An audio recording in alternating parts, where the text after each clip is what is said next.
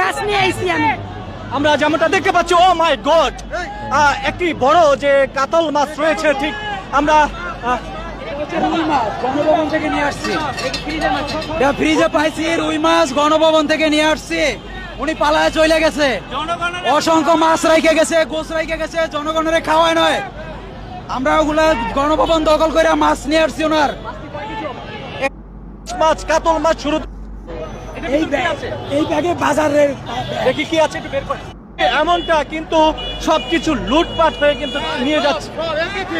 Everything যা আছে ব্যবহার করার জিনিস, মনে করেন একেবারে যে বাথরুমে হারবিক সেটা পর্যন্ত চলে গেছে, কিচ্ছু নাই।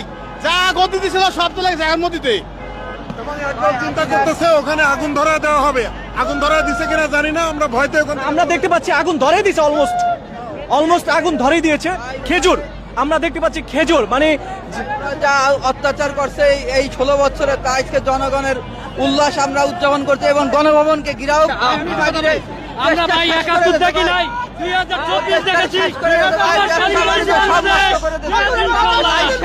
আমাদের জনগণের আমরা 71 দেখি নাই, 1952 দেখি নাই, 1971 দেখি নাই, 2024 এর বিজয় দেখছি। বালিশ নিয়ে এসেছি, বালিশ। আলহামদুলিল্লাহ, আলহামদুলিল্লাহ।